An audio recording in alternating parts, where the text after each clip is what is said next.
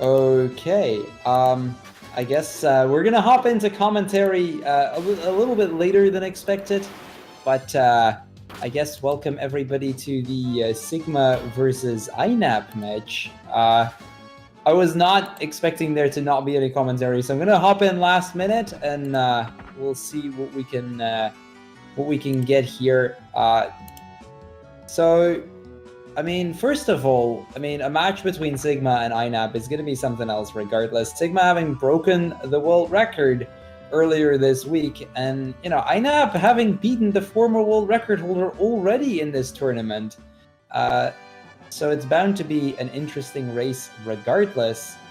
Now, like I said, I literally was not expecting to commentate, so in advance, apologies if I'm trying to set up as we go along, but looks like Ajneb has quite the lead on Sigma. Nothing that can't change, because we've seen a lot happen past Mystic Key already this tournament. But a decent start for Ajneb from the looks of it, whereas Sigma, I mean, he's not getting terribly unlucky, but he definitely has a small disadvantage on Ajneb here.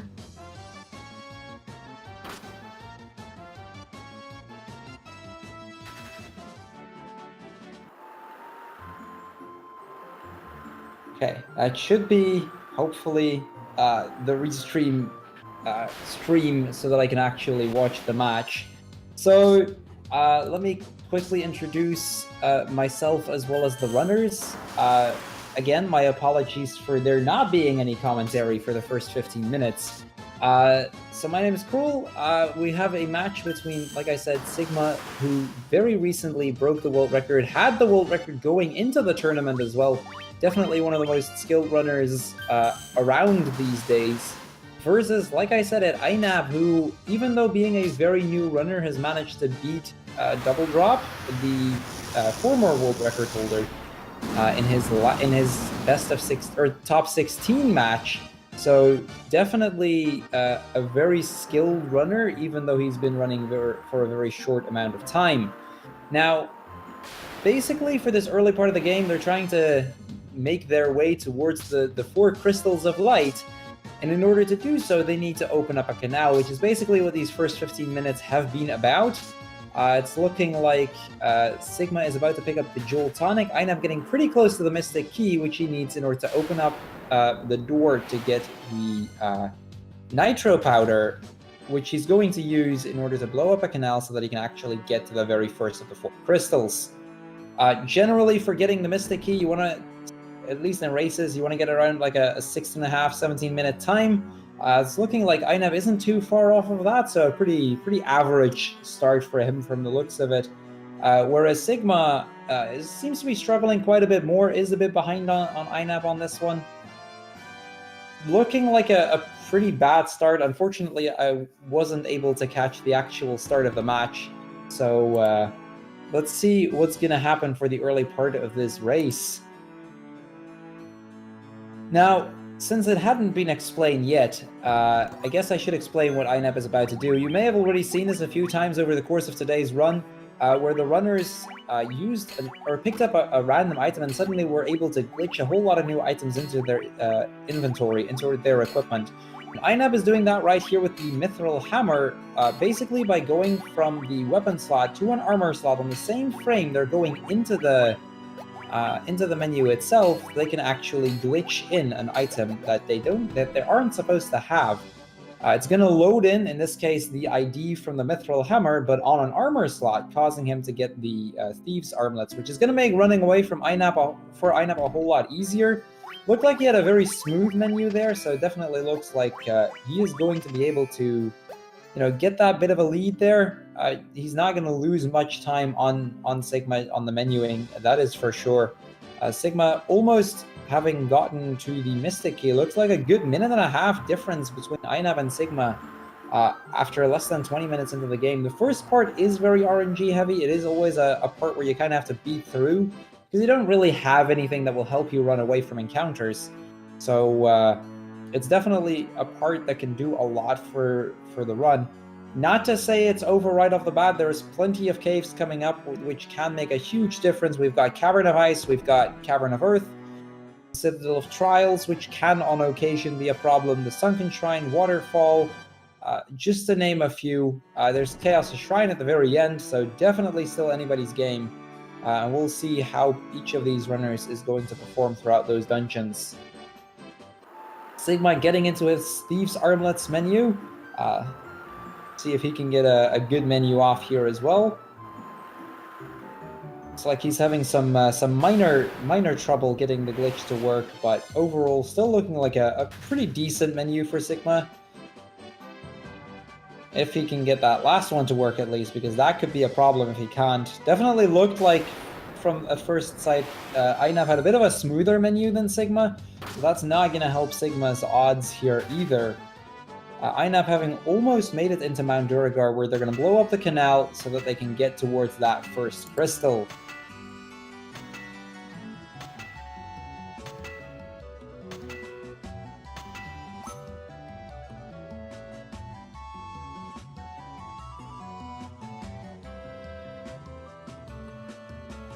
Okay, now that I think I'm pretty much completely set up, hopefully we can actually get the show on the road.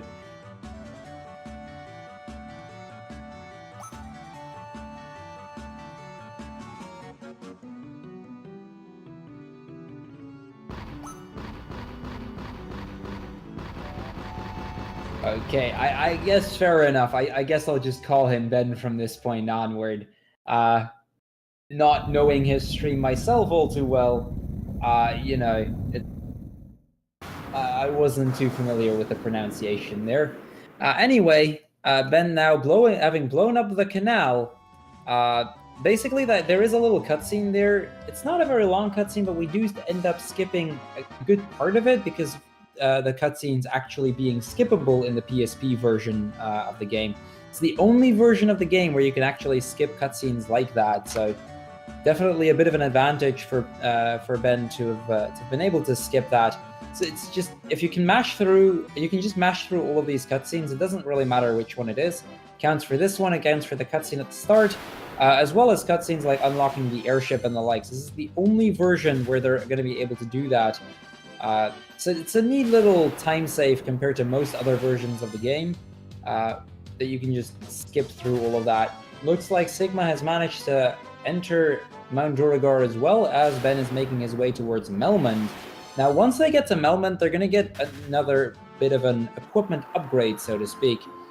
So far, they've been using that Judgment Staff that they glitched at the start, which, I mean, you may have noticed that they had this really powerful staff with them, the Judgment Staff. It's the most powerful staff in the game, but it is still a staff, and staffs don't generally tend to be too powerful, so they're going to get the Steel Glove, and they're going to be using that in order to glitch the Barbarian Sword, which is by far the most powerful weapon in the game.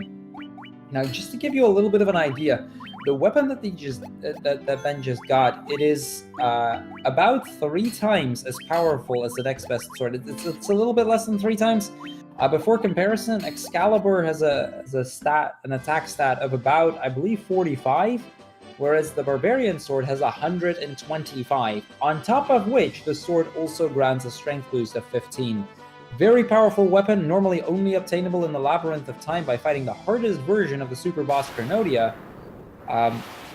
But they can just glitch it from the Steel Glove, basically making them capable of killing just about everything in one hit for this part of the game. Ben now entering the Cavern of Earth, which is going to be another very RNG-heavy section. Now, the Cavern of Earth itself isn't that bad a dungeon, but it's just a very long dungeon. They have to do the Cavern of Earth 3 times in total, 1 time going down, 1 time back up, and then 1 time going down again, in order to actually be able to get to the first crystal. It'll take them about, I want to say, 10 to 15 minutes from the first time entering the dungeon to actually being done with it. So it's a very long dungeon. It can take a lot of time. So Ben here entering B3 for the first time. It looks like he's not going to opt to go for a safety save. Some runners tend to take a safety save on B3 because this is the first occasion where you can find an encounter that can actually kill a run. There's the Cockatrice encounter, which has the ability to petrify a party member upon hit. If that happens to happen, if you happen to get like ambushed by 4 of them, and they manage to petrify somebody every single attempt, then it's just basically done right then and there. It's basically just a game over, because a party member that's petrified does count as dead. So a lot of runners will opt to take a safety save. Looks like Ben did not go for that safety save though, probably just assuming the chances are low enough that he can get away with it. He also ran into the Pisco demons that you saw there. You may have noticed he actually killed that enemy. It's the very first occasion of an enemy that can actually, or that you cannot actually run from. There's a few enemies in the game that are just flagged as unrunnable enemies, which means that no matter how hard you try, you'd never be able to run away from them. And with that, he gets to the next mini-boss, the Vampire. Now, this is the first time where you get to see the power of that Barbarian Sword. This is a mini-boss, keep that in mind, and he just one-shots it with a Barbarian Sword. And not by a small margin either. So with that out of the way, he's going to get the Star Ruby, and you'd think, okay, well, they're halfway through Cavern of Earth, they might as well continue and finish up the dungeon. Instead, he's going to walk out, and the reason for that being is if he were to go a little bit further into the dungeon, there'd be a stone slab blocking his path. Now, the only way to get rid of that is by using the Earth Rod, which is held by some sage in a cave somewhere. Now, the sage, he'll just give it to you, but the problem is, in order to get to the sage, you need to pass a giant who's blocking the path, and, you know, giants like to eat rubies. So, you know, in order to get past them, you need to get the Star Ruby. Looks like Ben has got some trouble with these cockatrices. He actually ran into an encounter with them. Has one party member petrified, but he bought some gold needles earlier, so he's going to be able to just heal up the warrior, no problem. That is a bit of a time loss, but he's got enough of a lead that he can probably manage to keep it over this part. Looks like Sigma, in the meantime, having gotten to the Vampire, now also going to kill off this mini-boss right here. And with that, he is also going to be able to pick up the Star Ruby and head out of the dungeon.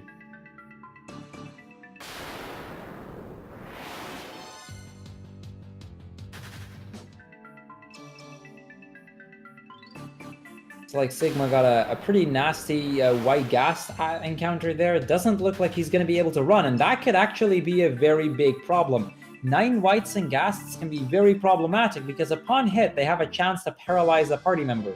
The problem with the paralyzation is that the paralyzation is actually able to stack, meaning that if he gets unlucky, all 4 party members could get paralyzed here, potentially resulting in what we call a paralock. And it looks like he got paralocked. This is a very bad situation for Sigma right here. He is just going to have to pray for one of his party members to break out so that he can get that Judgment Staff off. If he doesn't get that off in time, this could actually become a very dangerous situation for Sigma. So let's see what's going to happen during this paralock, but it definitely looks like the paralock is going to get the best of him here. It's looking like a very, very bad one at that. This is losing him minutes at a time right here. In the meantime, Ben, having entirely made his way out of the Cavern of Earth, is now already at the Giant and is about to go for the Earth Rod. As Sigma is still struggling with this paralock, he doesn't seem to be able to get out. Now the thing is, every single time, every single turn that nobody breaks out, he is going to get 9 attacks off. It looks like his warrior managed to break out. Let's see if he can get the Judgment Staff off. Hopefully the warrior is going to be fast enough. Looks like he's back into the paralock. And this is probably the worst possible situation imaginable for Sigma right now. This is a very, very bad situation for Sigma. It looks like he's going to get another shot. Looks like his Black Mage managed to break out. Let's see if that one's going to get the Judgment Staff. Gets the Judgment Staff and is finally out of this paralock, but that may have lost him a good 2 minutes right there. This is going to be very, very rough for Sigma to be able to make up. He's going to have to heal his party members because he took a lot of damage over the course of that fight. But more so, he has lost a lot of time. We are talking about minutes that he lost on Ben right here, and Ben is now well in the lead, gets the sub 29 Earth Rod. Very solid time to get the Earth Rod for him. Whereas Sigma is going to have to somehow make his way out, which on average, like going from that point where you got Paralock all the way to the Earth Rod generally takes, I want to say, about 2.5, 3 minutes. So we're definitely looking at a several minute difference right here. Looks like he isn't getting the luck still because he gets some Pisco Demons on the way as well. Just seems to be getting worse and worse for Sigma right now. Ben just slowly but steadily making his way back to the Cavern of Earth so that he can go for the Lich. It's looking like this is looking like Ben has a very, very solid lead right now. It is not over yet. Cavern of Ice has yet to come, which can completely change the game once again. But unless one of these runners gets trolled majorly, this is probably Ben's game from the looks of it. Looks like Sigma's stream is having some trouble. Oh.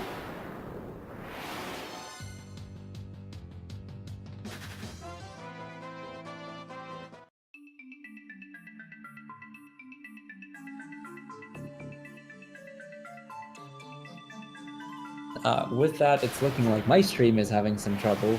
Hopefully I can get that fixed in just a second so that I can actually see what's going on here.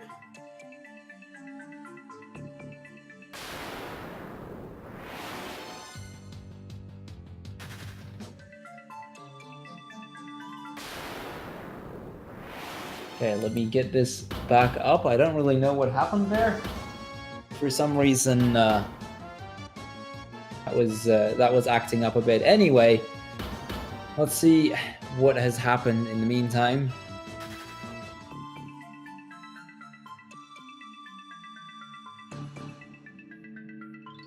So Ben, back on B3, is now going to be able to make his way towards the Lich now that he has the Earth Rod. Sigma out and getting another pretty nasty encounter here with these ghouls and ghasts trying to get him paralocked once again. He gets away from it this time, but just more and more time loss for Sigma from the looks of it. So it pretty much looks like Ben is about to hit B4 as Sigma finally gets to the Giant, and that is a difference that is just hard to make up to begin with. Ben is going to have to pay a little bit of attention to the health of specifically his Warrior, because his Warrior is getting very low on HP right here. Generally, you want the Warrior and the Thief to be anywhere between about 20 and 70 health, 25 and 75. It depends a little bit on the runner which they go for. And the Mages can just be at full health, but it looks like Ben hasn't really healed up at all since the start of the run. Sigma getting forced to heal up earlier after that encounter with his with the Wights and Ghasts, but he too is getting somewhat low on health, both on the Thief and the Warrior. Probably going to wait until the Thief takes a little bit more damage or his Warrior gets too critically damaged here before he's actually going to take that heal. Just want to stall out as much as possible, hopefully be able to save himself a menu. Looks like Ben is going to save just before the Lich fight. Now, the Lich fight, we've already seen a death on Lich before this week, and, you know, Ben just taking the safety save in front of Lich in case that happens. Lich himself not being a very, very scary boss, but he does have a move called Lazara, which can pretty much instantly wipe your party. It's fairly rare to see that. It's, I want to say, about a 5%. But it can happen, so definitely safe to take that safety save in front of him. Lich getting an attack off, but it was a physical attack, so Ben is going to be fine. Killing the Lich at a 33.06, which is actually a pretty decent time, especially for a race. In the meantime, Sigma getting his Earth Rod at about that same time. That just goes to show how big the difference is between these two runners. The fact that Sigma got the Earth Rod at about the same time Ben got to kill the Lich, that is just a huge gap right there.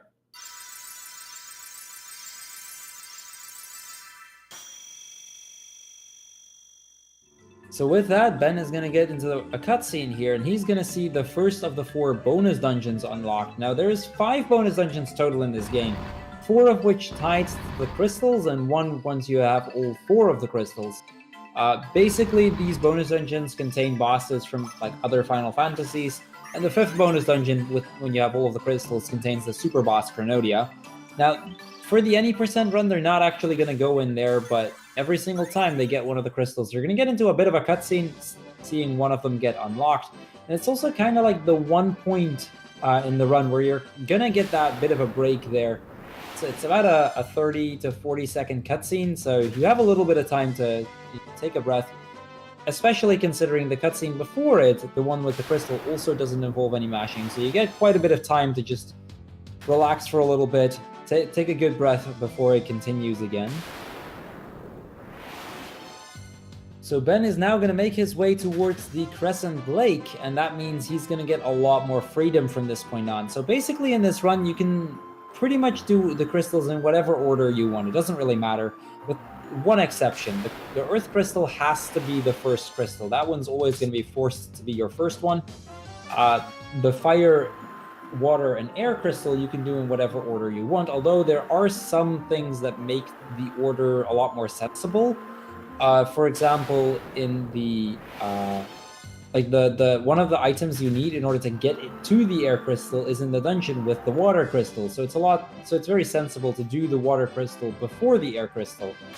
The Fire Crystal is a bit of a weird one in that we can basically do it whenever we feel like it. It is actually most optimal to do the crystals in intended order. But in an old route of the game, we actually used to do the Fire Crystal as the last of the crystals, just because that happened to be more on the way.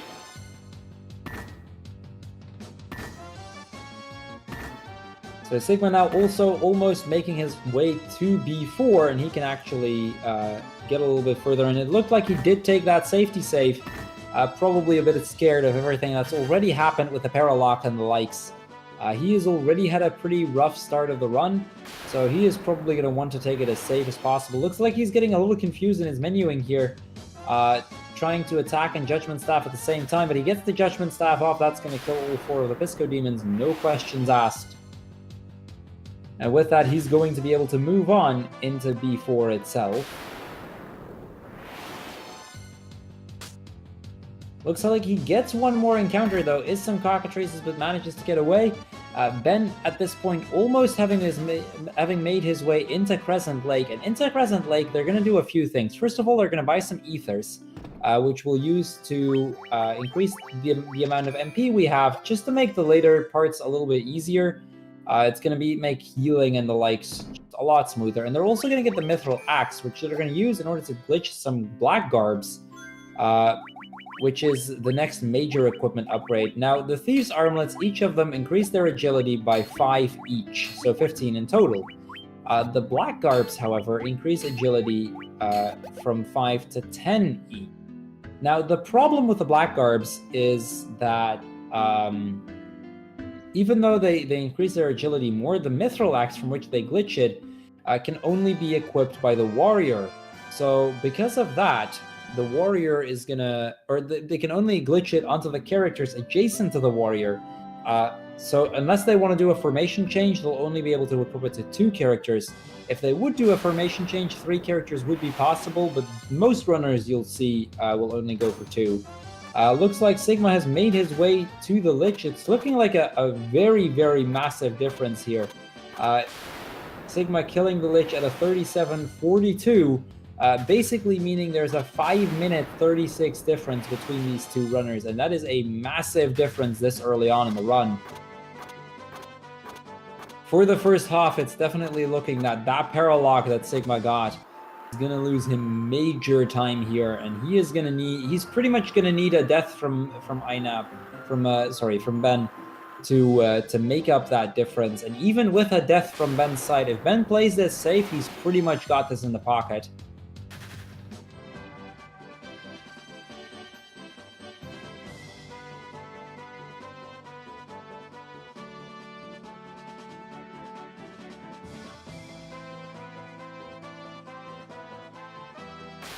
So Ben is going to make his way into the Cavern of Ice, and the Cavern of Ice is probably the most dangerous dungeon in the game. There's a lot of things that can go wrong there. There's a 1 in 64, the White Dragon, which has a very dangerous move, the Ice Storm. which basically just one-shots your entire party. There's a 3 and 64, the Dark Wizard, which has a move called Faraga, which basically one-shots your entire party. There's some cockatrices, much like we've seen before, which isn't going to help them either because they can petrify party members on hit. There's Mind Flyers, which can just completely petrify or paralyze your entire party in one go, as well as have the ability to kill a party member on hit. There is Spectres, Wraiths, Ghasts, Whites, to name a few things, which all just make things even worse because those things do have the ability to paralyze party members and get runners into a similar situation that Sigma had before. It's looking like Ben is taking a very risky strat and keeping only 2 of his, or trying to pretty much just get his warrior and thief killed off, and if they die, just leave them dead, and only continuing with the mages. This does save a little bit of time for the grind fight, but is very, very risky, especially considering how early on in the dungeon he is. Now, I'm not completely sure if Ben is aware of the fact that he is ahead at this point. If he is aware, then this is a bit of a weird play. If he doesn't, then, he's probably considering, okay, I mean, Sigma is a fantastic runner. It's going to be hard to beat somebody like Sigma. So he's probably going to try to take every single time save that he can get here. Another encounter that can greatly troll a runner is this one, the Pisco Demons, which they're an unrunnable encounter, so they can just lose you a lot of time because you do have to actually kill them. Because for Ben, only the mages are alive, it's not as big a problem because all of the experience is going to the mages, but it isn't that much experience that he's going to get. Looks like he's going to opt to heal both his warrior and the thief to 1 health just to have a few more characters alive. Having a few additional characters just increases your running chances greatly, so it's definitely a lot safer to have 4 characters rather than the 2. Looks like he's getting some trouble with his Mind Flyer.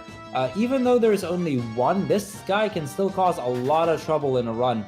Mind Flyers, the Mind Blast ability is basically a paralyzation move that can hit any party member if the Mind Flyers so choose. So, at times you can just get all 4 of them paralyzed. Now, if there is only 1, it's generally not that bad, and you'll generally be able to get away with it. But if there's like 4 of them, that can become a major issue. Looks like Sigma now also getting the canoe. Looks like he caught up a little bit, I think, because it seemed like a pretty smooth canoe segment for Sigma. Although I may have missed. He did get that Big Eye Sahagan encounter, which he decided to kill, but see what he's gonna get. Looks like Ben making a pretty big mistake here, trying to run from this Ice Gate, because the Ice Gate is actually an unrunnable encounter. So even though there's just 1, that's gonna lose him a little bit of time again. Nothing too big, nothing he should have to worry about, but always something to keep an eye on.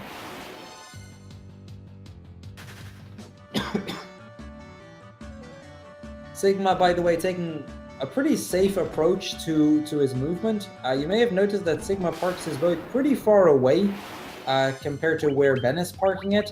That has everything to do with his movement on the docks. On the docks, you can't actually get an encounter, so by parking it a little bit further away, he loses a little bit of time in terms of his movement speed, but in return, he can't get an encounter for a few tiles. So it's definitely looking like he's taking a very safe approach to it, just hoping to not need to lose any more time as a result. Ben is gonna get into the Evil Eye fight, gets a Thundara on the very first turn, that's gonna kill off his thief, and then he's gonna be able to grind both of the mages. We don't really need any levels in this game, we get enough along the way. The thing is, we want to get a few spells. Specifically Healara, Haste, and Teleport. Now, those spells require some levels. You need a minimum level of 19 in order to buy both Healara and Teleport.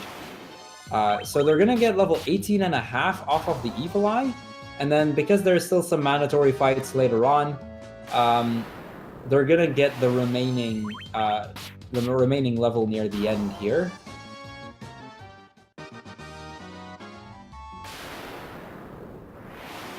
Looks like Sigma is in a lot of trouble again. This is definitely not looking like Sigma's run today.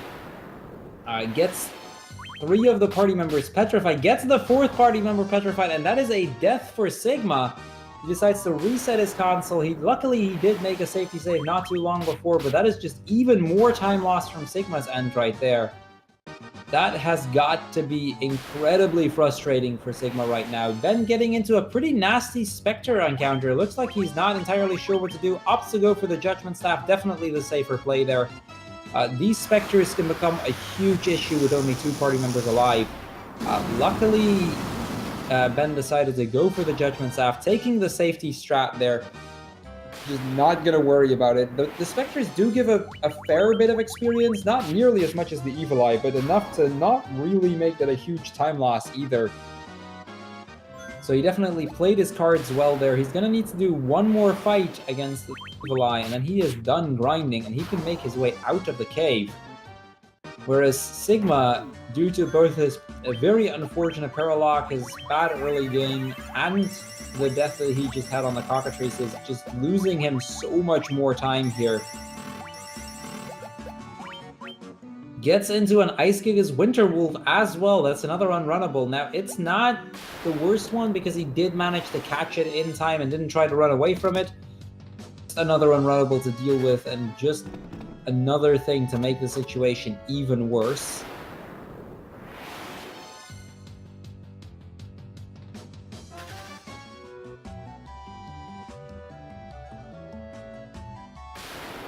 So you may have noticed that both Ben and Sigma took a safety save pretty close to that tile. They got a huge pack of Spectres and Wraiths and Ghasts and the likes. Now that is not a coincidence.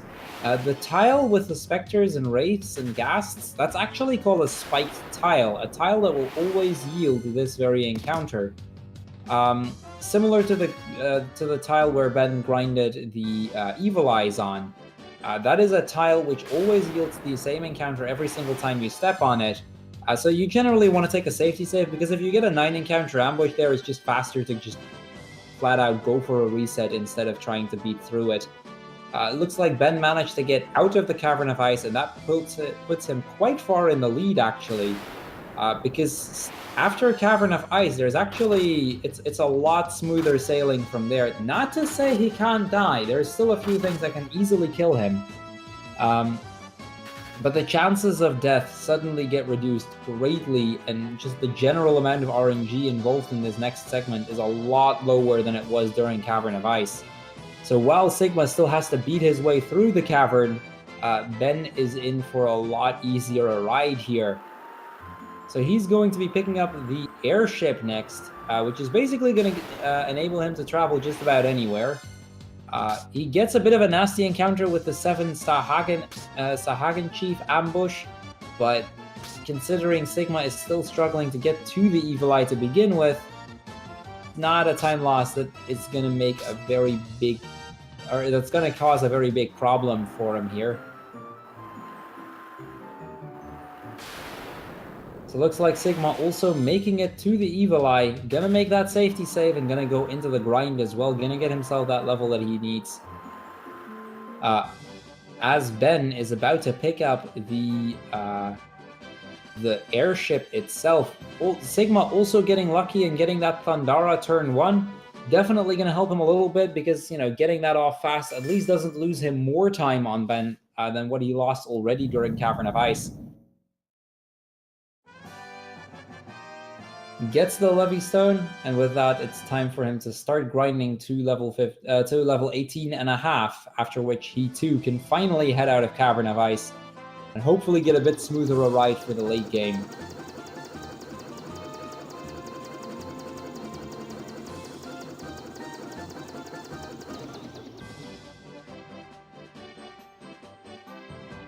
Now, as Ben is walking through the desert here, I want to mention there is something in that area that can kill him, the sandworms specifically. If he gets ambushed by a sandworm and he gets earthquaked, there is a small chance that everybody gets hit, and that would kill a party still. It's a very rare death. It's only happened twice to my knowing. Once while we were route testing, and once during the semi-finals of last year's tournament. So a very, very rare death, very unfortunate death, but definitely one that has happened in big matches before. Citadel of Trials itself, very straightforward dungeon. It's a bit of a teleporter maze, but encounter-wise, there's not that much going on here. There is an unrunnable on the first floor, or on 2F here, the Minotaur Zombie, which is a very common encounter here, so they'll probably be keeping an eye out for that one. On the floor after this, the third floor, there is also an unrunnable, the 1 in 64 Dragon Zombie, which they're going to get at least once, because there is one spike tile with a Dragon Zombie near the very end of the dungeon, but is also an encounter that they can randomly encounter as a 1 in 64. Looks like Ben did not get any of the Minotaur Zombies, and he's going to move through that floor, see if he can get a pretty good last bit of the Citadel here.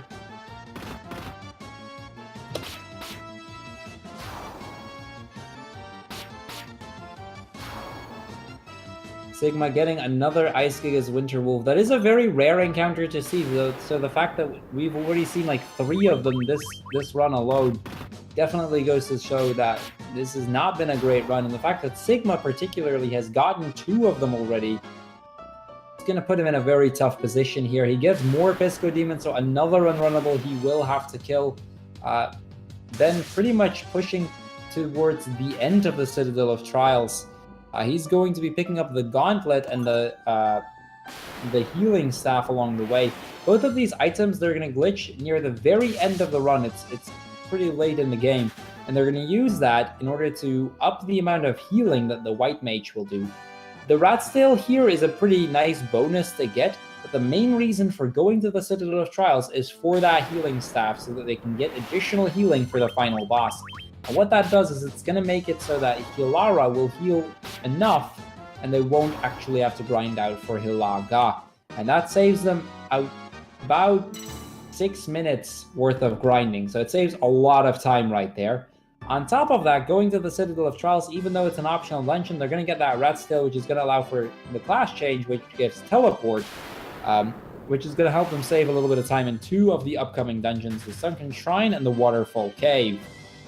Ben pretty much out of the dungeon, going to head back to his airship, and he's going to move over in order to get towards the actual class change, after which he's going to buy a few spells and going to move on to the to Mount Gulg, where he's going to go for the second crystal of the game.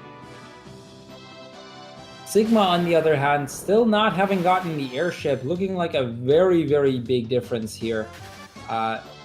He is about to head for the airship, after which he can finally start moving towards the Citadel of Trials as well.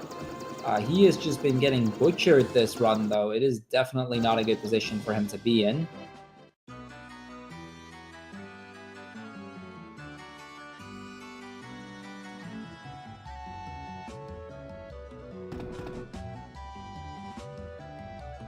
So Ben now in the Dragon's Caves. He's going to talk to Bahamut here, who's going to grant him the class change.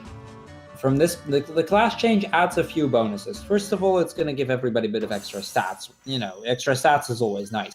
The main thing, though, is that the ninja, or the white wizard and the black wizard are going to be able to learn a few additional spells.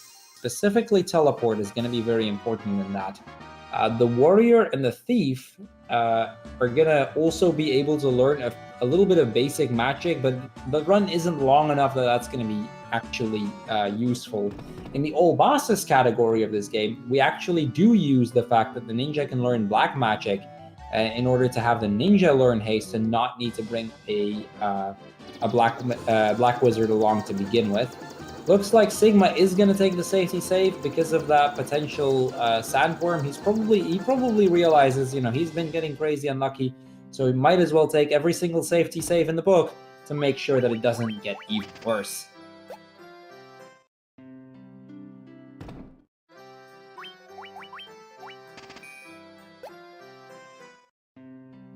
So Ben making the stop in Melman, buying some spells, and gonna move on to Elfheim to finally buy the last of the spells, Haste.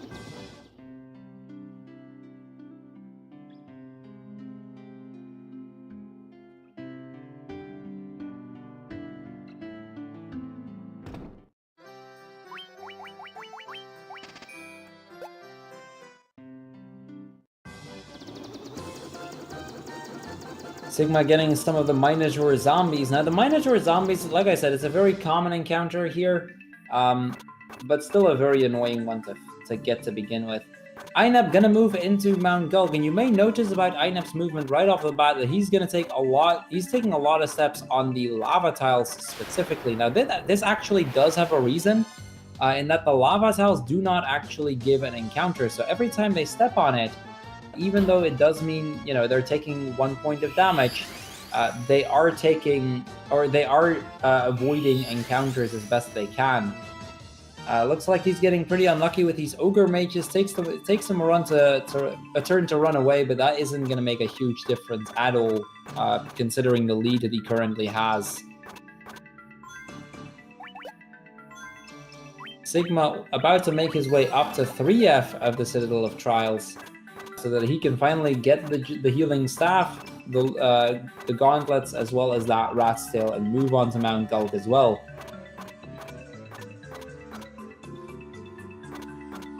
So Mount Gulg, even though Mount Gulg is probably a pretty easy dungeon for the run, I mean, your levels are pretty decent going into this dungeon generally. On top of that, you know, you're supposed to do that as a second dungeon. It's not particularly difficult in that. And there aren't that many encounters usually, because you can skip a whole lot of them. Despite all of that, Mount Gulg is still one of the more execution-heavy dungeons, because the movement in Mount Gulg is actually very, very tight in order to get as many lava tiles as possible and avoiding all the land where you can. Usually like one thin line of lava that you can walk to, and there's some weird turns that you have to make, all just to avoid getting into more encounters. He gets the kill on Merilith though at a 55. Very solid Merilith time for any race for that matter. Looks like Ben is on a very solid pace, and Ut Sigma, he's just struggling behind, trying to just make it to the finish line at this point.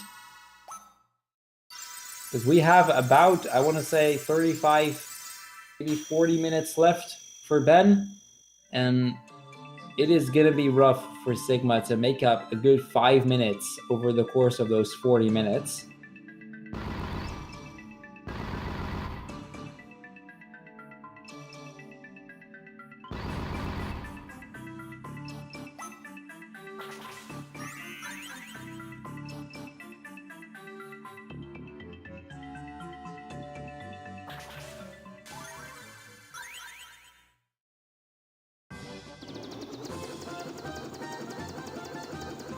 So now that Ben is completely done with Mount Gulg, he's going to head south, and he's going to do a little bit of questing before he can actually enter the next dungeon. He's going to get the Bottled Fairy, and in the process get some Giant's Tonics at that. Once he has that, he's going to go to Gaia, where he's going to release the fairy and be able to get the Oxy Ale, which he needs in order to actually be able to breathe underwater, which is kind of useful if you're going into an underwater temple.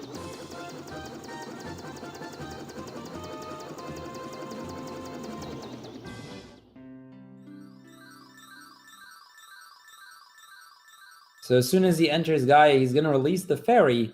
Now he will have to walk all the way around town in order to actually be able to talk to the fairy. So that does take him a little while, but overall, not that long a walk. It's pretty easy going, especially for runners like this. There is a little bit of tight movement near the end because the trees are in a bit of an awkward position for the movement, but with runners as experienced as both Ben and Sigma, that should not cause any trouble. Sigma, in the meantime, getting to Bahamut and finally getting his class change as well. I did not keep an eye on Ben's timer when he got the class change, but that is definitely, like, you can just tell from the fact here that Ben is more than an entire dungeon ahead of Sigma at this point. It is just gonna be painful regardless.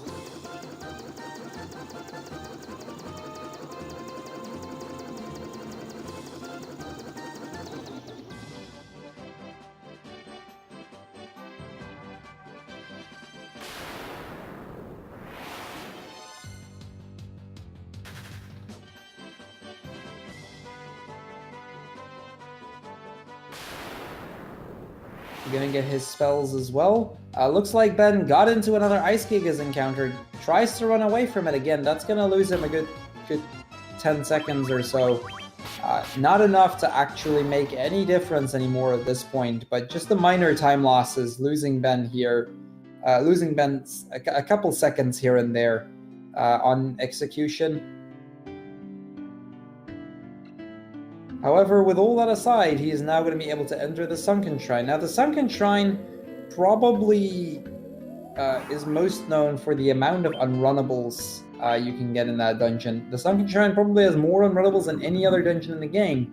And despite it being, like, personally, I find it a really cool dungeon. It's a very fun dungeon once you know how to do it well.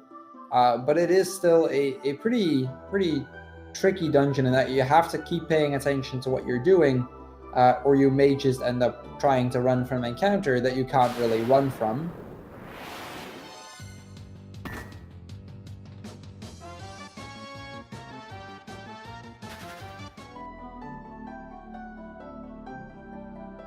So Ben is about to get to the Rosetta Stone, and the Rosetta Stone is one of those items where generally a runner will kind of look at his timer, and this is one of those items where you can tell what kind of pace you're on.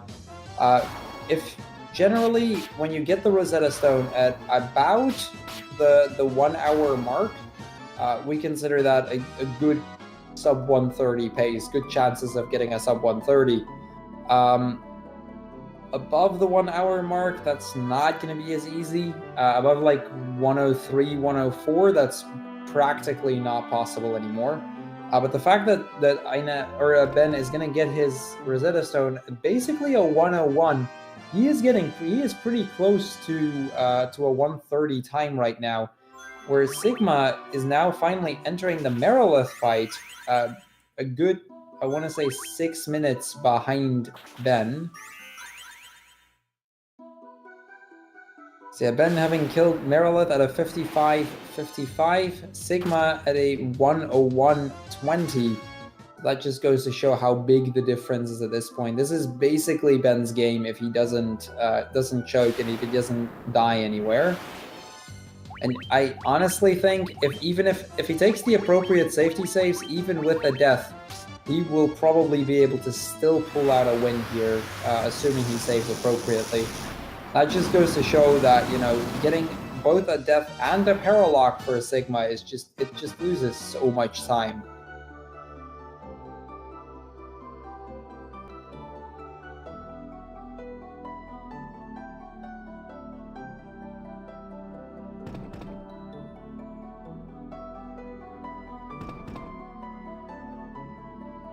So now that Ben gets to the second floor of the Sunken Shrine, he's going to be able to pick up the Light Axe. And the Light Axe is the next item where they're going to do another major equipment glitch menu. And this is probably the most important menu in the game. In that he is going to glitch the Light Axe into, I have to say this properly, into the Survival Vests as well as the Lordly Robes into the the Healing Staff into the Lordly Robes, basically giving them a huge upgrade in terms of equipment, upgrading their running chances significantly, as well as kind of starting to set up for the final few fights here. Now you may have noticed that Ben is picking up that chest from the right side. That seems kind of odd because it's a little further out of the way, but the tile both on the left and below the chest are both spiked tiles, so he would have gotten into encounter if he had tried for any of the other tiles. The right one, however, not being spiked, he's just able to walk over there. It's a little slower, but at least you're guaranteed to not get into any encounters.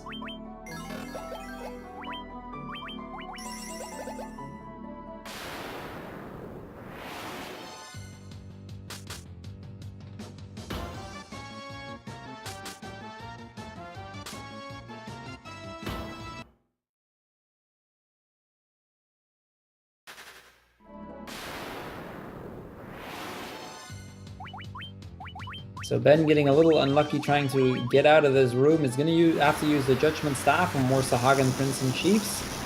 Now, the reason that Ben is only using the Judgment Staff with his mages is because specifically the blue Sahagin, the Sahagin Prince, is actually not going to die to a Judgment Staff from either the Warrior or the Ninja.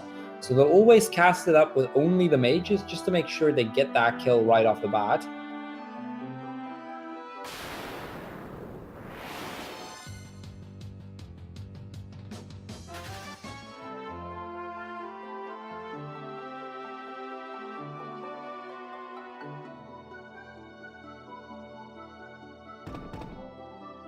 So Ben with that almost able to get to the third crystal, the Kraken, as Sigma is about to actually enter that dungeon. And that just goes to show this difference is just, it's going to be near impossible for Sigma to make this up.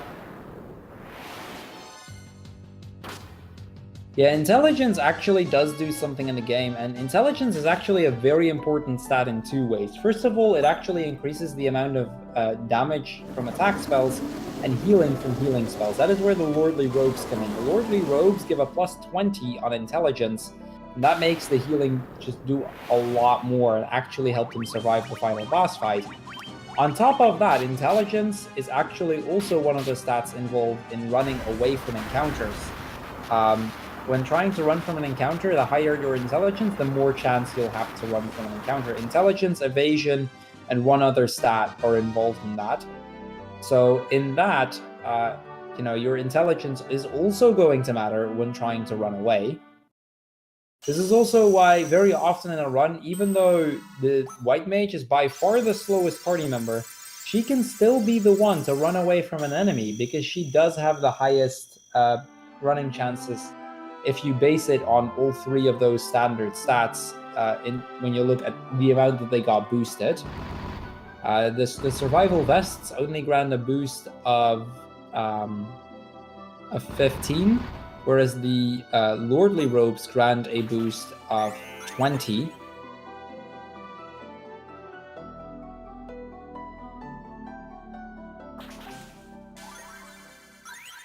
So Ben making his way out, or getting out of the dungeon at a 106.30. Very solid Sunken Shrine for Ben right there. Gets into another Ice Gigas, is not going to get fooled by it this time around. Is going to kill off the Ice Gigas and going to move into the Waterfall cave.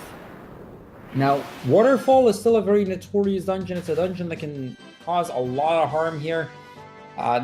It's got one of the higher encounter rates in the game, and in that it becomes a very difficult dungeon at times. There isn't really anything that can kill you aside from a 1 in 64 green dragon, which is a very rare encounter, and the Pyralisks and Cockatrices, but that is a very, very low chance to begin with.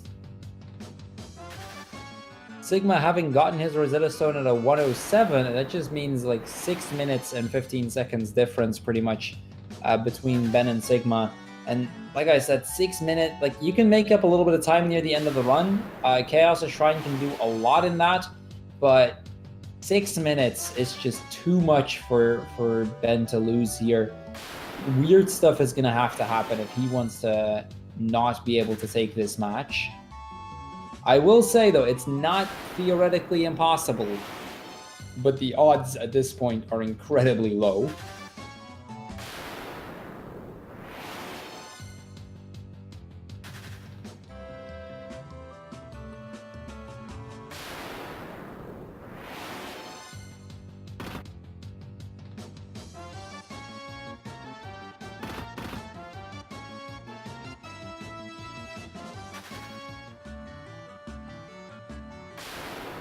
So in the Waterfall Cave, there's actually 2 items that they're going to grab. They're going to get the Warp Cube, which they need in order to enter the Flying Fortress in a little bit. But there is a second item that they're going to actually pick up from one of the chests, and that's a ribbon. You can actually get a ribbon in Sunken Shrine as well, but it's a little bit slower to get it there. Looks like Ben got a little unlucky in that he got a 9 encounter ambush on the spike tile there. Shouldn't be much of a problem unless too many party members start to die off, but that is not looking like it's the case. So they're going to get the ribbon here, and they're going to glitch that from the ribbon into the Gigantex, which isn't as good a weapon, but from the Gigantex they can then glitch again back to the ribbon. Basically going to allow them to equip a ribbon on every party member, even though they've only ever picked up one.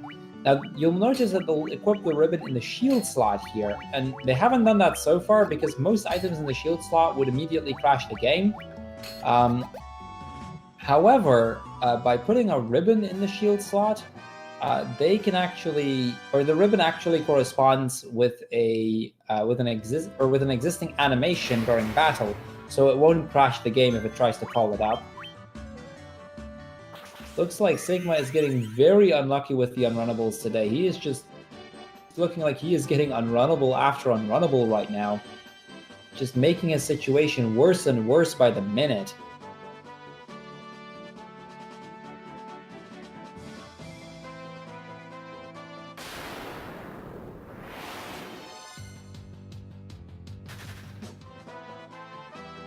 So he is now going to get that survival vest menu out of the way as well. He's got it on most of the party members. Let's see if he can get the thief, or the warrior and the white mage done. In the meantime, Ben is going to go back to Melmond for one more walk through it. He is going to learn the language Lufenian.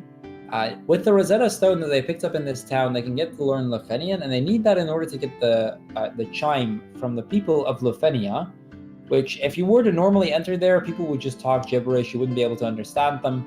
And because of having learned Lufenian, you can actually understand them no problem. So you'll be able to actually make use of that and be able to get the chime, which they're going to need in order to enter the Mirage Tower.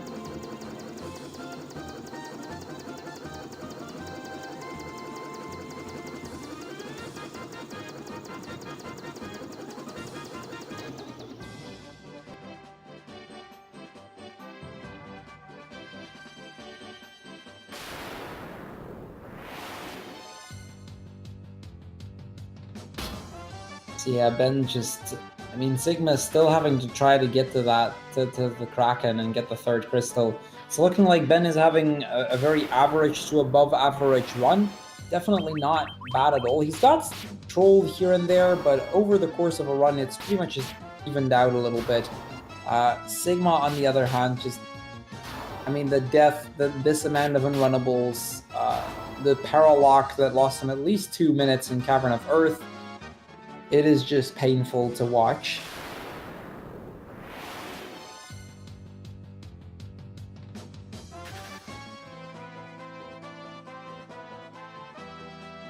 So he's going to get into the Kraken fight as well.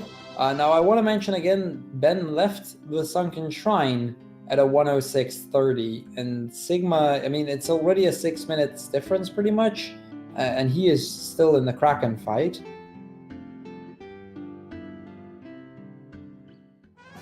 Ben, in the meantime, getting the chime and is now able to get into the Mirage Tower. Now, basically, the last of the crystals that Ben needs to get is the air crystal. The only way to get to the air crystal, the air crystal is in a flying fortress, which, it's kind of hard to enter a flying fortress. However, you can get there by using the warp cube on the top of the Mirage Tower. Now, in order to use that, they need to actually enter the Mirage Tower for which they need the chime to open the door.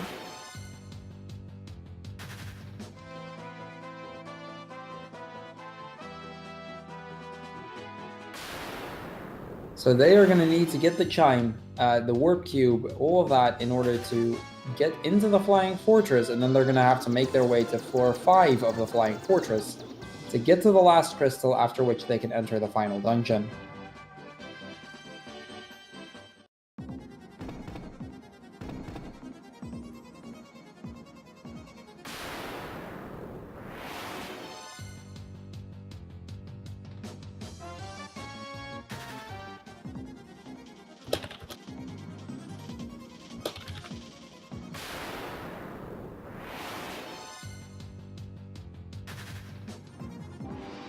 Now, Mirage Tower, which is where Ben is currently at, is also one of those dungeons that has an incredibly high encounter rate. However, even though it has a lot of encounters. The general encounters in there aren't that bad. Most of the encounters in the dungeon themselves are pretty easy to run from. There are a few that can be annoying. For example, the Hellhounds, which can just use Blaze, which is so it's one of those things where, you know, they can be a pain, but there's generally just, despite the amount, they're generally just not that bad. And on top of the tower, he's going to be able to fight the blue dragon. That blue dragon specifically is on a spike tile. There are blue dragons in the rest of the dungeon as well, but they are a 1 in 64, so they're very rare to actually see. And with that, he's going to enter the Flying Fortress. Now, I make this mention every time, and usually, unfortunately, it goes in vain. But there is a very small chance for each of these runners that on the 5th floor of this dungeon, they can get into a 1 in 64 encounter, the War Mech. Now, if that happens, I want everybody in chat to spam War Mech. It is a fantastic encounter. It's very rare. It's very unlikely that we'll actually get to see it. On average, I want to say we see it about once every 32 runs, so it's a very unlikely encounter to get. However, if they do end up getting it, it is a very useful encounter for them, and a very hype one at that.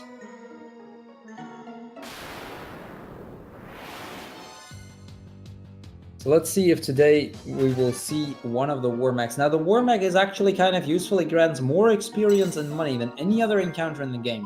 The money doesn't really matter anymore, but the experience is still really nice. You'll notice Ben taking a safety save at the start of the 5th floor. That is mostly in case you get ambushed by this War Mech, because at that point they can actually be very dangerous. In the meantime, Sigma getting his ribbon menu done. Ben getting to the Tiamat and gonna get into the last of the bosses before he can enter the final dungeon. Looks like he did not get a War Mech. It's not done yet. He can get one on the way out. But at this point, it's starting to look like we're gonna have to rely on Sigma in order to actually find us a War Mech.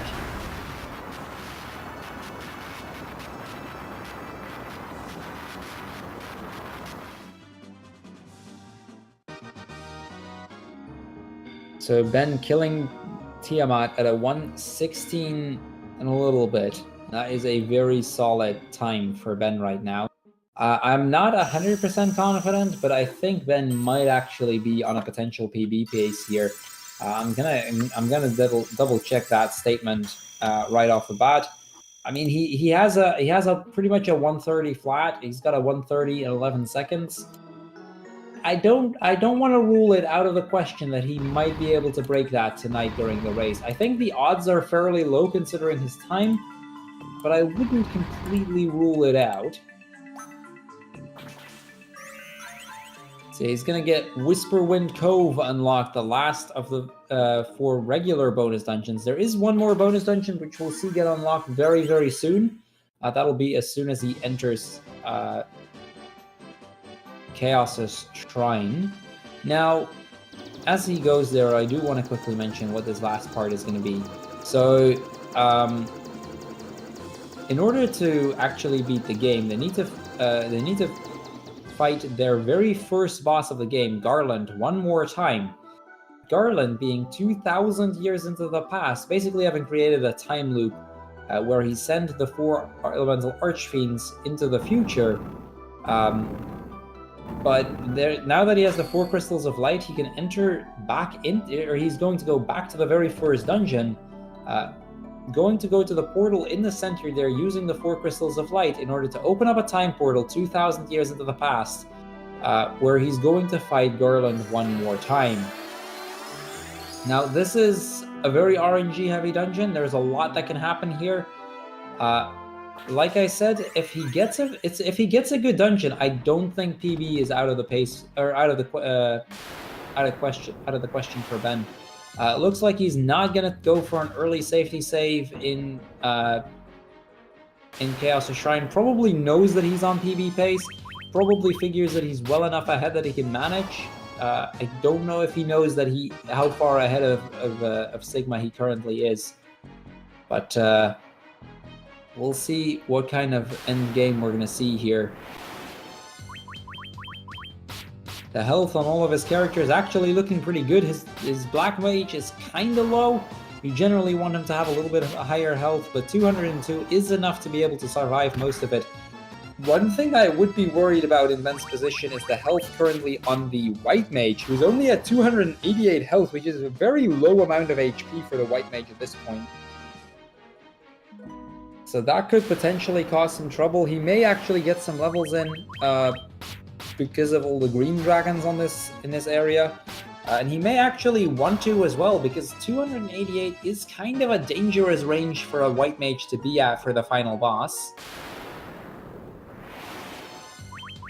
Okay, upping it to 313 already, getting a lot better right off the bat. Look, if he gets one more level up on the White Mage, he's probably going to be fine for the end game here.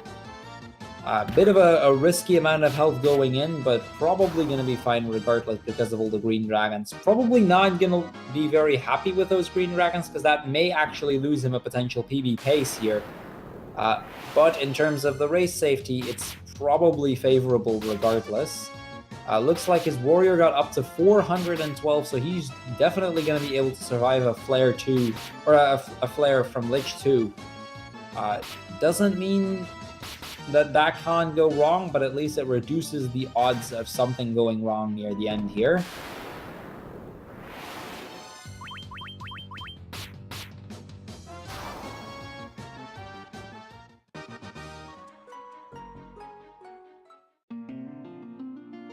So with that, he gets to this stone slab here and is going to use the loot, which he actually got at the very start of the game. Now, in the original NES version, this was actually an item that you could potentially forget, and you just get stuck here not really knowing what to do. The loot they got about 3 minutes into the run. That's how long they've already had that, and this is the first time they actually get to use it. Ben trying to run from some dragon zombies, that's going to lose him a little bit of time, because that is another unrunnable encounter. We have definitely seen Ben try and run from a few unrunnables already today. Looks like he's a bit too quick to mash on the run button at this point, but the general RNG seems favorable enough for him that it's not going to make a huge difference. Now, this one, however, I figured that Ben might not know this, but this one would actually have been runnable. The Vampire Lord Dragon Zombie is another runnable encounter. The Dragon Zombies on their own are not runnable, but combined with the Vampire Lord, they again become runnable. It's a really weird combination of encounters. It's pretty rare to see, and a lot of the newer runners will generally not know how to handle that encounter, but Ben would have been able to run from that. He did get the Hermes shoes, which could potentially be useful for him. I don't know if he's going to be able to actually make proper use of it. We'll see if he does or not. Sigma, in the meantime, almost coming up to 5 heaven. Remember what I said. This is that floor where he may actually still be able to get this War Mech.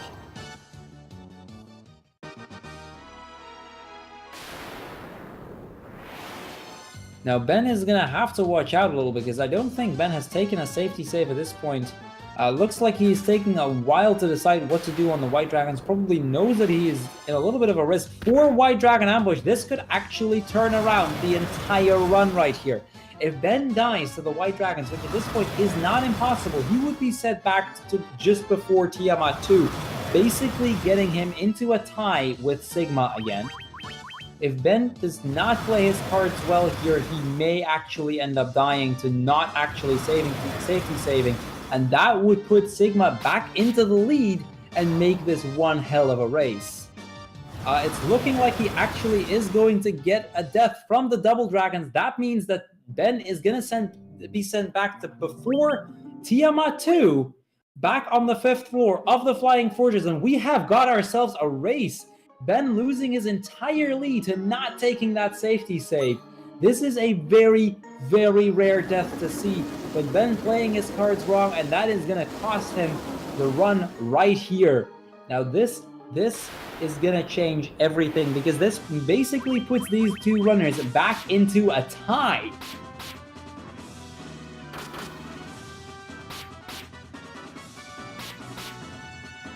The Double Dragons getting to Ben not having safety save in the Chaos Shrine, and that may just lose him the race at this point. This is a death that is very, very rare.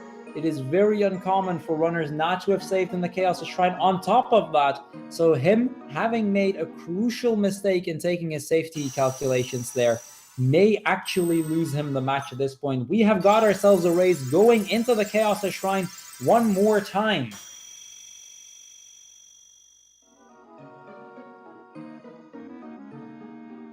So these runners probably, I want to say these might be like a good 10 seconds apart, maybe even less. I'm not 100% sure that, but this is as close as we could have, as we could probably never have expected this run to still get. The fact that Ajneb or Ben made that mistake right there, he misplayed his saves, and the game was not going to give that to him. That would had he managed to get through that floor, it would have basically been GG right then and there.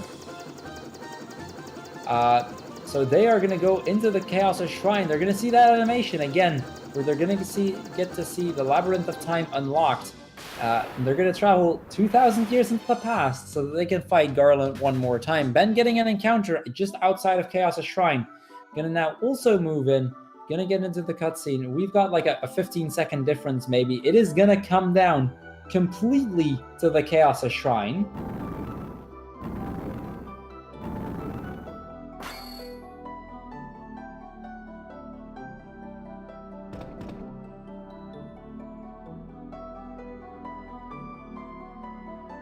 So Sigma, now the first one to go into Chaos Shrine, actually getting into the final dungeon. Sigma does take his safety save. That does mean that that he is going to at least be set into the final dungeon. Now, luckily, and I will say this, luckily, Ben, even though he did get a death there, luckily he did have that safety save just before Tiamat 2, so he wasn't sent back all the way to like Cavern of Ice, which honestly I have seen happen before. So at least he wasn't sent back too far, and we definitely do still have a race. Looks like he didn't take a safety save again, so he's going to go all in into the Cavern of, into the Chaos Shrine.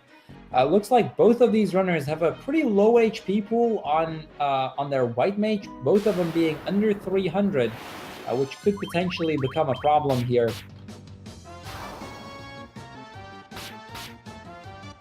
So let's see what's going to happen here. Looks like both of them getting some green dragons, potentially going to give them some extra health here, but that is just going to make it very hard for either of them to take a steady lead here, because both of them are getting that bad luck here on the green dragons. Getting the kills off, but it is definitely going to slow them down a bit. And we have the runners, like, I want to say, like, they were like 4 tiles apart there. Looks like Sigma is the first one to get into the Death Eye fight.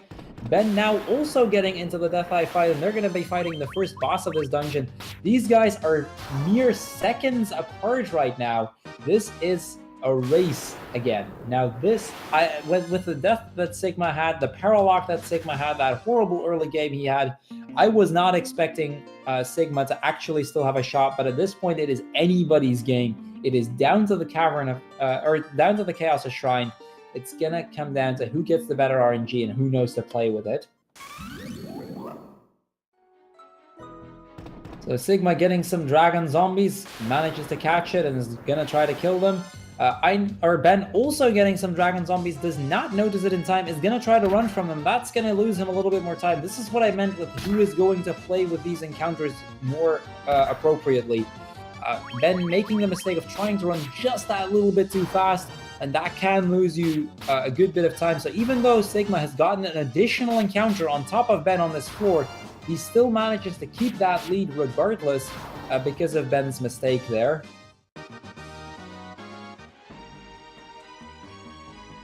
So Sigma getting a little unlucky, getting that Ice Giga's Winter Wolf just before the exit of the floor, is going to use the Judgment Staff only with the White Mage, because the White Mage is guaranteed to kill everything, whereas the Black Mage is not guaranteed to kill the Ice Gigasis. So it looks like Sigma definitely knows what he's doing here with the encounters, and he is going to go into the last segment of the game, back on 1F, and now heading towards the basement floors into the refights.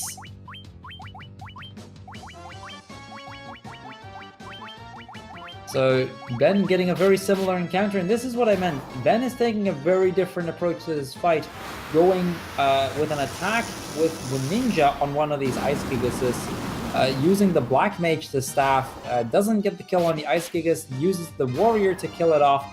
It is an alternative strat, it definitely can work as well. It's really just how you want to play this.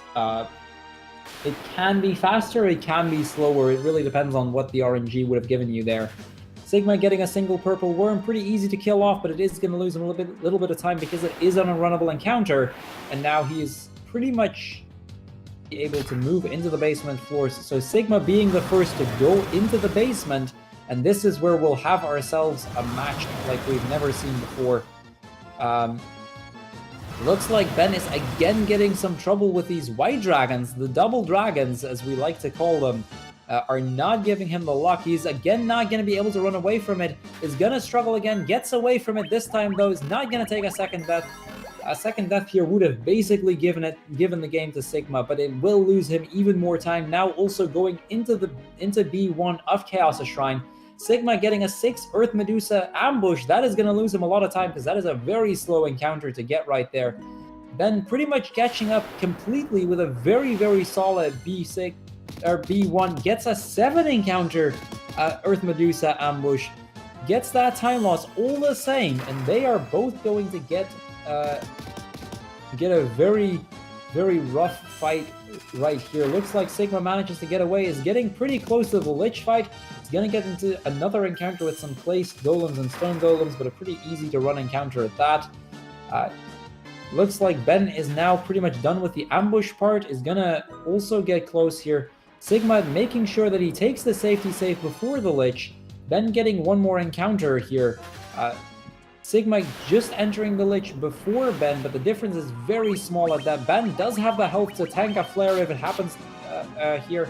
Looks like Sigma is not getting flare, but gets a physical attack instead. Looks like Ben and Sigma basically killing Lich at the exact same time. Now this is a race, guys. This is one hell of a race right here. Both of them entering B2 and going to go for the secondary fight, which is going to be Merilith. Looks like both get an encounter. Sigma a little later than Ben, so Sigma gets a very small lead here. But this is incredibly close. Ben getting 4 red dragons. Doesn't seem to be very sure about what to do here. The red dragons, very rare encounter to get. I believe it's a 1 in 64 on this floor. You hardly ever get to see this thing. So the fact that he gets it here means that he's gonna have to figure out what to do with that. Now, I will be honest, I would have been in doubt all the same, even with, no matter how experienced you are, that encounter is so incredibly rare. No matter how experienced you are going to doubt yourself on that one. Ben taking the safe strat and just going for the kill.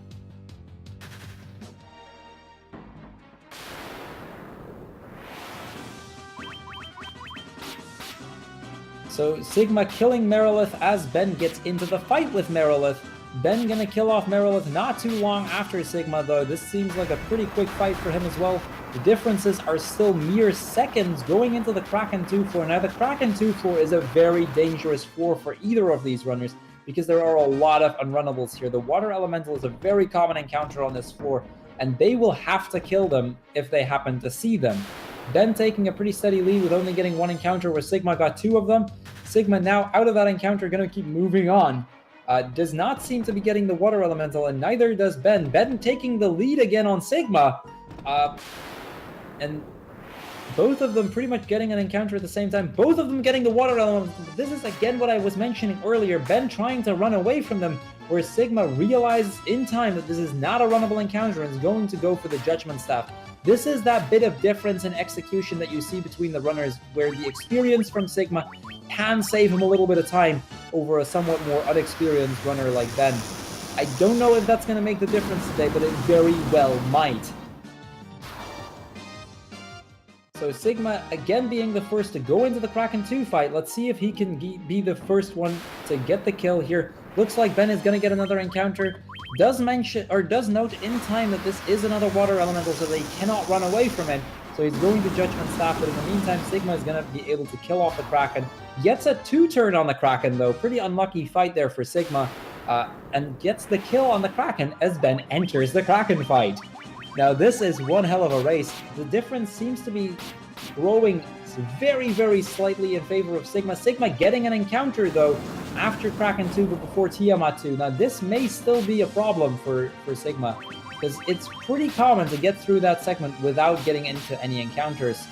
He's going to get into the Tiamat 2 fight, and this is a bit of an interesting fight in that it's the first fight where we're going to see haste. He's going to haste up his ninja in an attempt to try and guarantee a 2-turn fight. It's a little bit slower to use haste, but the chances of getting a 2-turn fight rather than a 1-turn fight pretty much becomes pretty much just double right off the bat. It's about a 45-50% chance to get a 2-turn if you don't do the haste. With haste, it's almost guaranteed.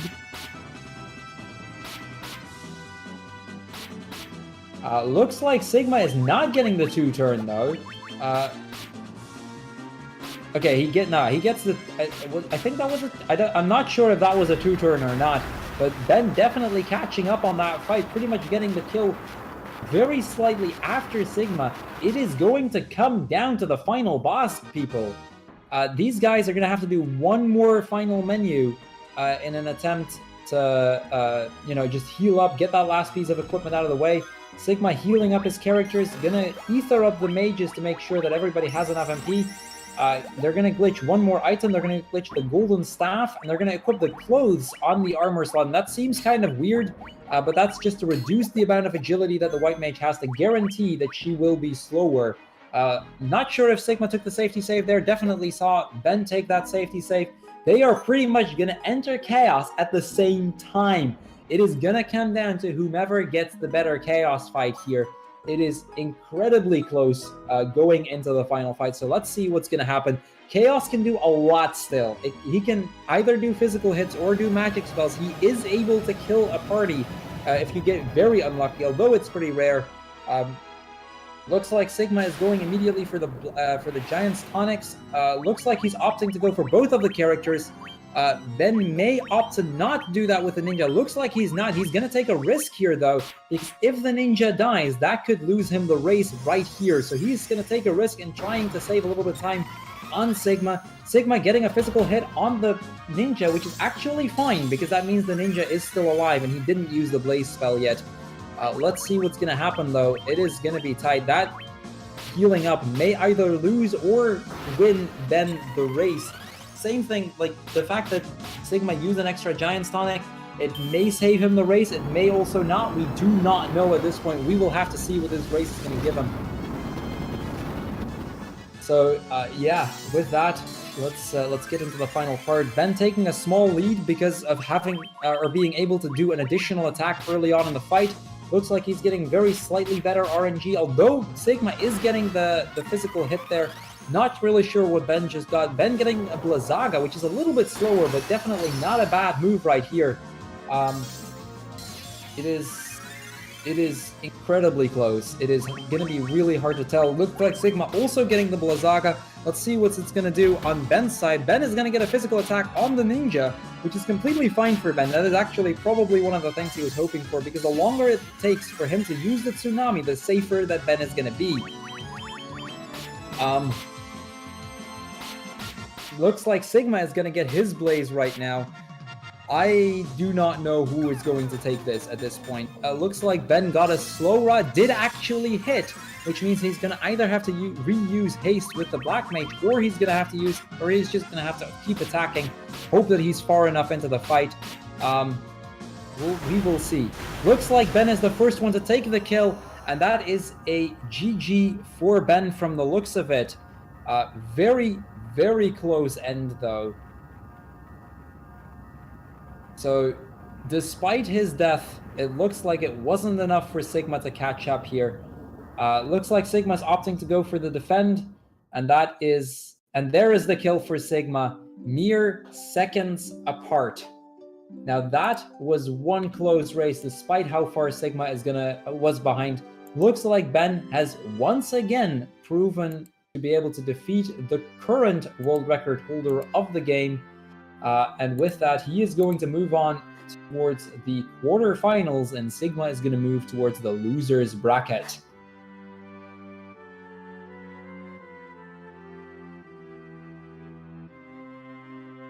So I want to invite both of the runners right here.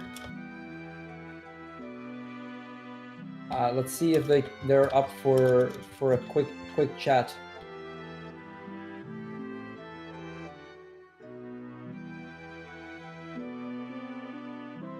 See if we can get either of these two runners in here for a quick chat on what just happened during that match, because this was one hell of a race near the end there. Sigma getting probably one of his worst early games, Ben getting that incredibly bad death, still managing to win the race, but by mere seconds at that.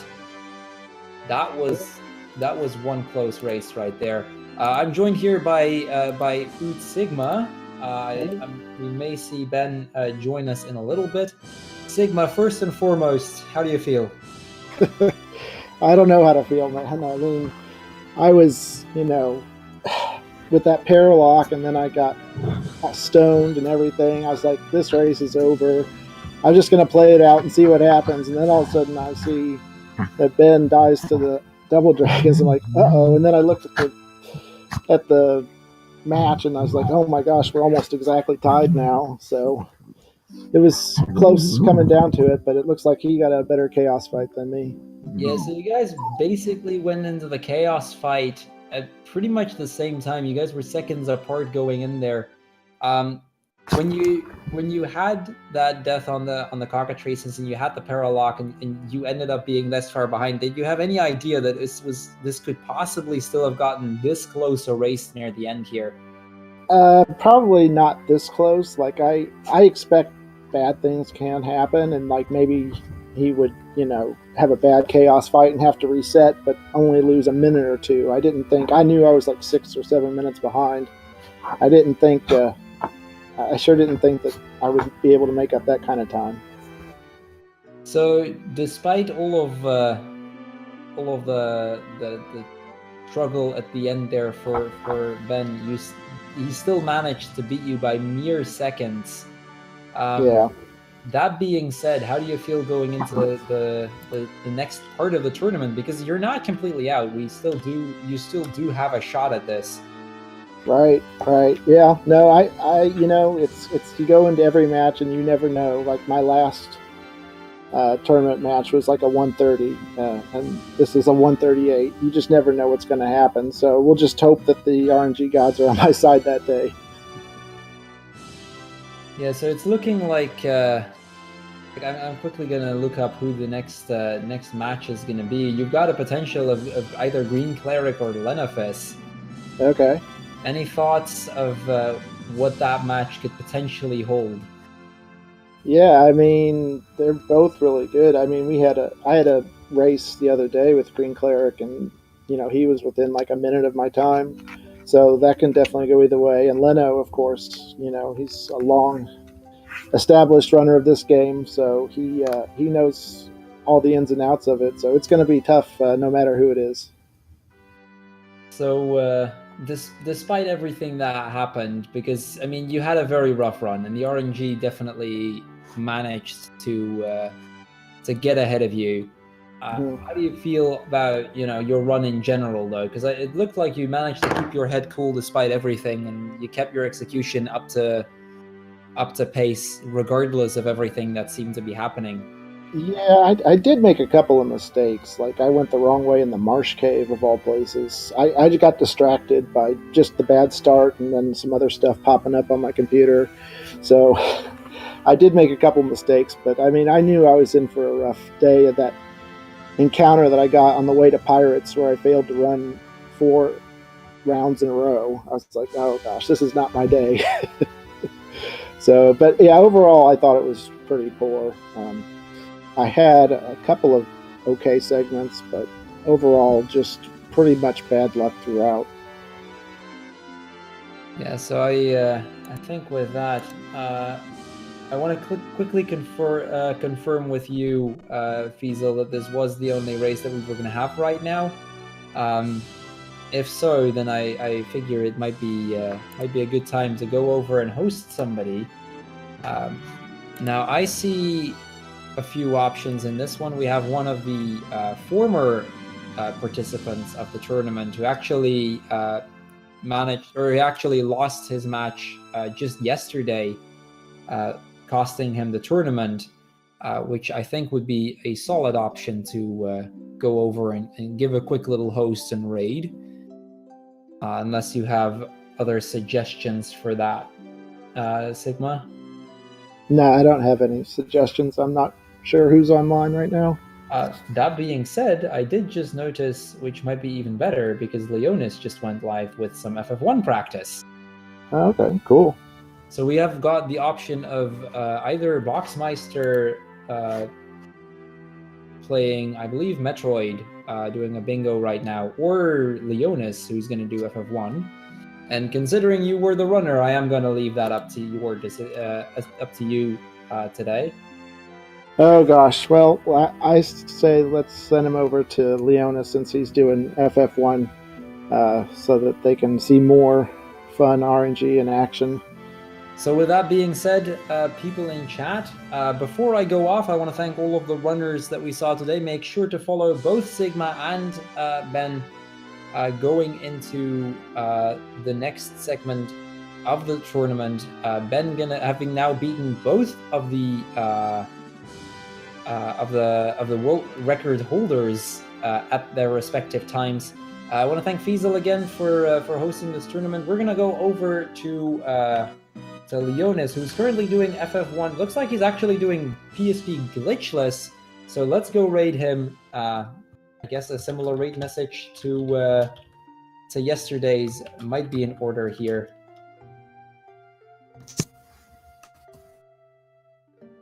So let's go over to Leonis. Thank you everybody who watched for dropping in, and enjoy the rest of the tournament. Thanks, guys.